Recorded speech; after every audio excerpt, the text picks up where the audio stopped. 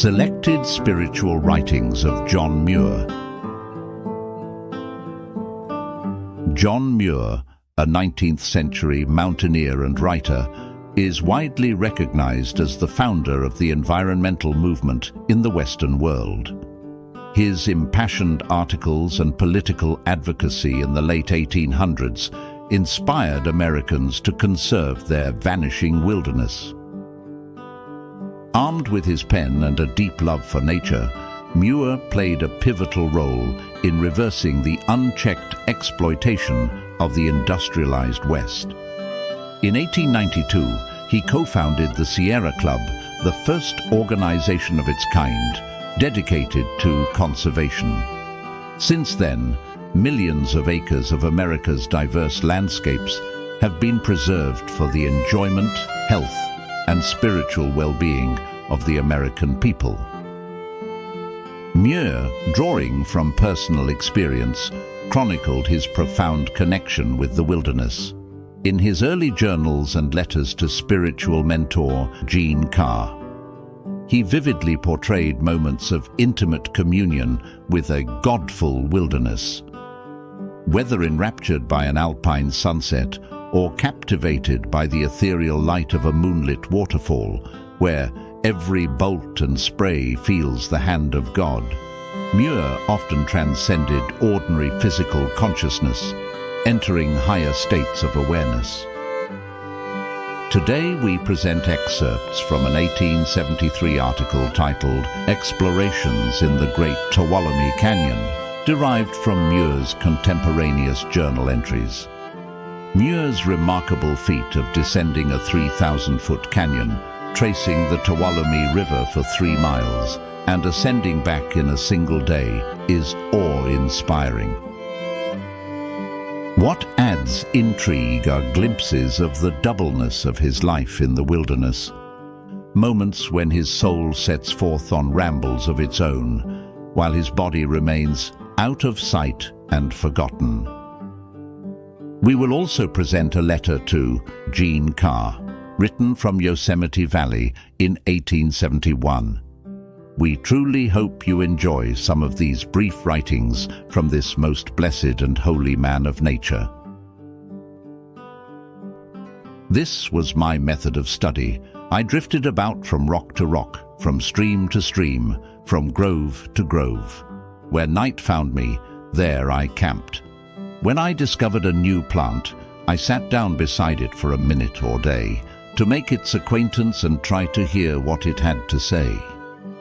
I asked the boulders I met whence they came and whither they were going. It is astonishing how high and far we can climb mountains that we love, and how little we require food and clothing. No sane man in the hands of nature can doubt the doubleness of his life. Soul and body receive separate nourishment and separate exercise, and speedily reach a stage of development wherein each is easily known apart from the other. Living artificially, we seldom see much of our real selves. Our torpid souls are hopelessly entangled with our torpid bodies, and not only is there a confused mingling of our own souls with our own bodies, but we hardly possess a separate existence from our neighbors. The life of the mountaineer seems to be particularly favorable to the development of soul life as well as limb life, each receiving abundance of exercise and abundance of food. We little suspect the capacity that even our flesh has for knowledge. Oftentimes in climbing canyon walls, I come to polished slopes that seem to be too steep to venture on. After scrutinizing them, carefully noting every dent and scratch that might give hope for foothold, I have decided they were unsafe. Yet my limbs, as if possessing a separate sense, would be of a different opinion and cross the condemned slopes against the remonstrances of the will. My legs sometimes transported me to camp, in the darkness, over cliffs and through bogs and forests that seem inaccessible to civilized legs in the daylight.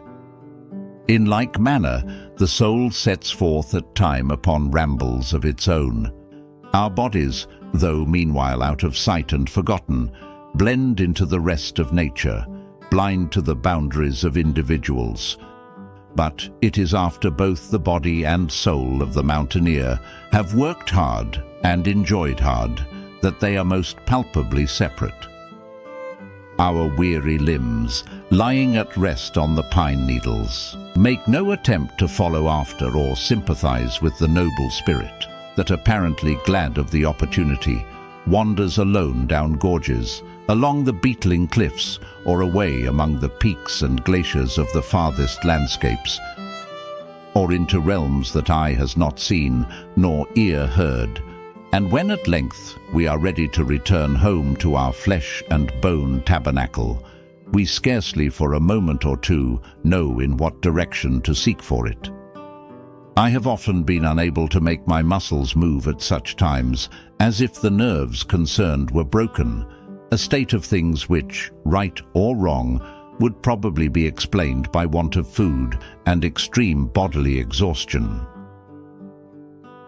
Yosemite Valley, April 3rd, 1871. The following letter was written from Fern Ledge, a narrow granite shelf next to Upper Yosemite Falls, a few hundred feet above the valley floor, where Muir had planned to spend the night in prayer. While walking behind the falls to observe the full moon through the mist, and in something of a trance, he was struck by the falling water and almost fell to his death. He recovered and entered a state of higher consciousness where, he wrote, "Every bolt and spray feels the hand of God." Though wet and chilled, he remained on the ledge, calming himself long enough to describe the experience to Mrs. Carr, whose presence he had felt from the beginning. "Oh, Mrs. Carr, that you could be here to mingle in this night moon glory.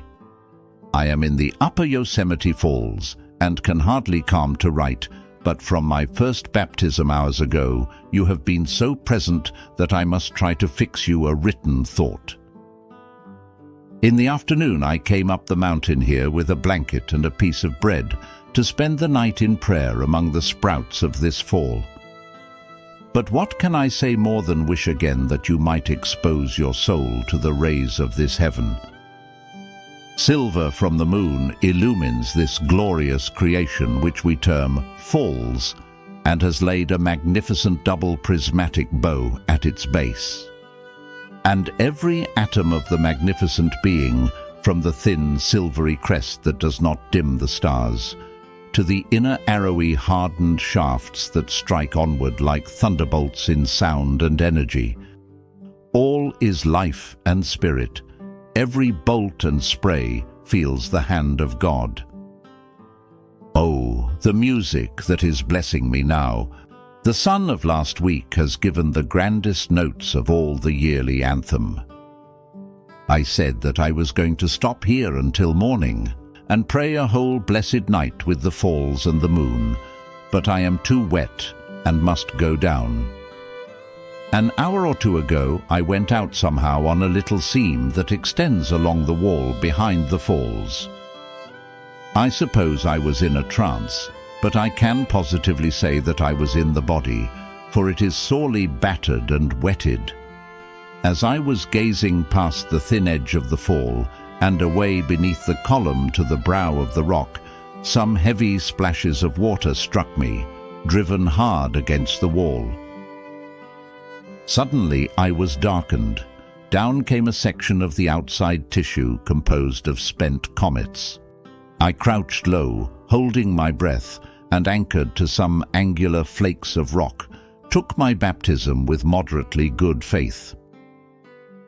When I dared to look up after the swaying column admitted light, I pounced behind a piece of ice which was wedged tight in the wall, and I no longer feared being washed off, and steady moonbeams slanting past the arching meteors gave me confidence to escape to this snug place where McChesney and I slept one night, where I have a fire to dry my socks.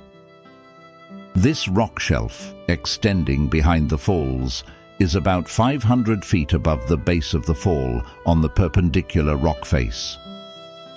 How little do we know of ourselves, of our profoundest attractions and repulsion, of our spiritual affinities.